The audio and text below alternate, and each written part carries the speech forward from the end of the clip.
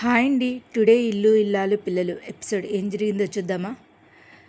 ఎంత హాయిగా అనిపిస్తుందిరా.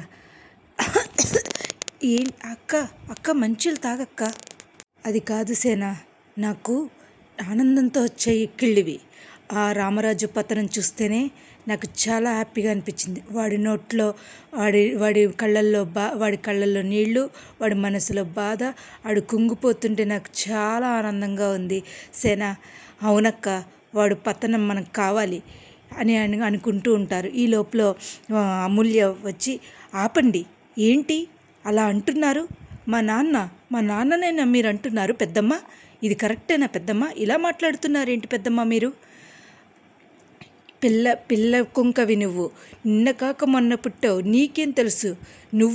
నువ్వు నా మేనల్లుడు జమీందారు బిడ్డ.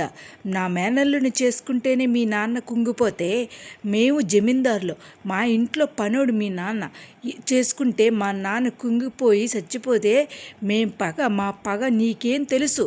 నిన్న కాక మొన్న పుట్టావు, నువ్వెందుకు ఇలా మాట్లాడుతున్నావు? నీ మరి మా పగ ఎలా ఎప్పటిది కాదు, మా పగ ఎప్పటిదో. అది నీకు తెలుస్తుందా అమూల్య? అది తెలుసుకుని ప్రవర్తించి ఏమైనా పెద్దమ్మ, మా అమ్మ నాన్న ఒక్కటే చెప్పారు. పెద్దమ్మ మావయ్య చెప్పిన మాటలే వినమని మా అమ్మ నాన్న చెప్పారు. అది తెలుసుకుని ప్రవర్తిస్తే బాగుంటుంది. ఒరే సేనా, నీ పెళ్ళానికి చెప్పు నోరు ఎక్కువ అదుపులో పెట్టుకోమని, లేదా బాగోదని చెప్పు. నా ఇంట్లోకి వచ్చి మాట్లాడుతుందా అని చెప్పేసి అనేస్తూ ఉంటారు. ఇక్కడి నుంచి రామరాజు చాలా బాధపడుతూ ఉంటాడు. అలా బాధపడుతూ కూర్చుంటే ఈ లోపల ప్రేమ ధీరజ్ ఇద్దరు మాట్లాడుకుంటూ ఉంటారు. ఒరే, ఇక్కడ దాకా వచ్చిందిరా ధీరజ్, నువ్వు ఎలాగైనా చెప్పాలి. నువ్వు రేపొద్దున కారు తీసుకున్నాక ఎవరి ద్వారా చెప్పడం కాదు, నువ్వే వెళ్ళి మావయ్య గారికి నువ్వే చెప్పి నేను ఇలా తీసుకుంటున్నాను నాన్న అని చెప్పాలి, సరేనా అని అనేసి అనుకుంటూ ఉంటారు. ఓ పక్క నుంచి నర్మదా సాగర్ ఇద్దరూ మాట్లాడుకుంటూ ఉంటారు. సాగర్, నువ్వు ఇలా ఉంటే మీకు మావయ్య గారికి చాలా దూరం పెరిగిపోతుంది. ఇలా ఉండొద్దు. నువ్వు వెళ్ళి మావయ్య గారితో ఓ మాట మాట్లాడు. ఎందుకు నర్మదా? నాతో ఏమీ మాట్లాడరు మావయ్య మా నాన్న ఎప్పుడు నాతో మాట్లాడరు. నేను అంత తప్పేం చేశానే? నేను ఆవిడకి కూడా డబ్బులు ఆవిడకి ఇచ్చేసాను. అలాగే మిల్లులో ఇంతకాలం పనిచేశాను, ₹1 కూడా నేనే తీసుకోలేదు. నేను తప్పు చేశానని చెప్పేసి అంటున్నారు. అది కాదు సాగర్, మీకు నీ నాన్నగారికి మధ్యన దూరం రాకూడదు. సరే పద అని చెప్పేసి వీళ్ళు వాళ్ళు కూడా ధీరజు ప్రేమ నర్మదా సాగర్ వెళ్తూ ఉంటారు. ఈ లోపల బుజ్జమ్మ రామరాజు మాట్లాడుకుంటూ ఉంటారు. బుజ్జమ్మ, ఎదురింట్లో నా కూతురుంది.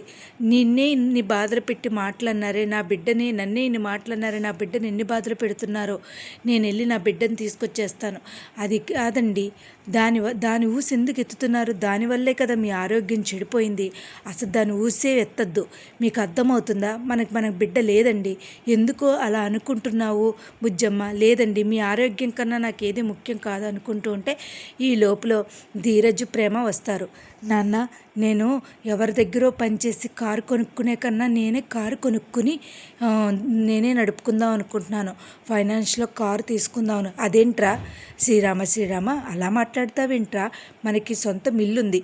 సొంత మిల్లులో దర్జాగా కూర్చుని ఉద్యోగం చేసుకోవచ్చు కదరా నువ్వు. ఇలా కారు డ్రైవ్ తీసుకుని ఎండలో పడి తిరిగే కన్నా. ఏంట్రా సమాధానం చెప్పవు? ఎందుకు బుజ్జమ్మ అన్నిసార్లు అడుగుతున్నావు? ఎందుకు అలా అడిగి వేస్ట్ అనిపించుకోకు. ఎందుకంటే ఆల్రెడీ వాడు మౌనమే అర్థమవుతుంది కదా. ఇది వరకు వాడు చెప్పకుండా చేసేవాడు, కనీసం ఇప్పుడు చెప్తున్నాడు.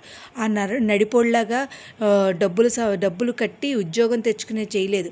ఈ లోపల ఆ మాట సాగర్ నర్మదా వినేసరికి సాగర్ లోపలికి వస్తే, చూసావా మా నాన్న ఎలా అంటున్నాడో? నేనంటే ఇష్టం లేదు మా నాన్నకి, అందుకనే ఇలా మాట్లాడతాడు. నీకేం తెలుసు నర్మదా? నేనేం తప్పు చేశానని మా నాన్న అంటున్నాడు? నాకేమీ అవసరం లేదు, నేనేమీ మాట్లాడను. చూస్తున్నావు కదా నర్మదా, ఇలాగే ఉంటుంది. మా నాన్న ఎప్పుడూ కూడా పెద్దోడినే ఎక్కువ సపోర్ట్ చేస్తూ ఉంటాడు. అది కాదు ధీరజ్, నువ్వు మాట్లాడిందంటూ చాలా తప్పు ఉంది. నువ్వు తప్పు చేసి ఎదుటి వాళ్ళని అంటావేంటి? అది కరెక్టేనా? అందుకని నిన్ను మావయ్య అలా అన్నారు, అంతే తప్ప నిన్ను ఏదో అనాలని కాదు. అది తెలుసుకుని ప్రవర్తిస్తే కూడా చాలా బాగుంటుంది సాగర్ అని చెప్పేసి అంటూ ఉంటుంది నర్మద. ఇలా ఉండగా ధీరజ్ ప్రేమ బర్త్డే అనమాట. ప్రేమ బర్త్డే అయితే ఏం చేయాలని ఆలోచించి వాళ్ళ పెద్దొదినికి పెద్దన్నయ్యకి, చిన్నొదినికి చిన్నన్నయ్యకి ఫోన్ చేసి రెడీగా ఉండండి అంటాడు.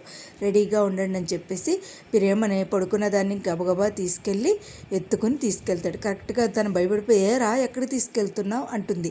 అయినా సరే తీసుకెళ్ళి ప్రేమ బర్త్డే సెలబ్రేషన్స్ చాలా బాగా చేస్తాడు. అందరూ విషెస్ చెప్తారు, హ్యాపీ బర్త్డే ప్రేమ, హ్యాపీ బర్త్డే ప్రేమ అని. నర్మద అంటుంది, మాకు కేక్ కట్ చేస్తే మీరు ఒకళ్ళొకళ్ళు చూపులు ఆపి మాకు కేక్ కట్ చేసి మాకు కేక్ ఇస్తే మేము వెళ్ళిపోతాం, తర్వాత మీరు ఒకళ్ళొకళ్ళు చూసుకోవచ్చు అంటే సిగ్గుపడుతూ ఉంటారు. ఇదండి ఇవాళ ఎపిసోడ్. అసలు ఏం జరుగుతుంది, అసలు పాపం వల్లి ఏమనుకుందంటే అత్త కోడళ్ళు అందరూ కలవకూడదు అనుకుంది, కానీ కలిసిపోయారు. అసలు ఏం జరుగుద్ది, రేపు ఎపిసోడ్లో ఏం జరుగుద్ది అనేది చూడాలండి. అసలు ఆ ఏజెంట్ బయటకు వస్తాడా, అసలు వల్లి విషయాలు ఏమైనా బయటకు వస్తాయా, లేకపోతే ఇలాగే ఉంటుందా అనేది మనం కూడా చూడాలి. కానీ రామరాజు మటుకి చాలా బాధపడుతూ ఉంటాడు. కూతురు విషయంలో రామరాజు బాధపడుతూ ఉంటాడు. అసలు ఏం జరుగుద్ది అనేది మనం ముందు ఎపిసోడ్లో చూడాలండి. నా వీడియోస్ కనుక మీకు నచ్చినట్లయితే లైక్ చేసి, షేర్ చేసి, సబ్స్క్రైబ్ చేయండి. ఇంకా ధీరజ్ ప్రేమ చెప్తాడా, ఈ లవ్ ప్రపోజ్ చేస్తాడా అనేది మనం ముందు ఎపిసోడ్లో చూడాలి. Thank you so much. Thank you.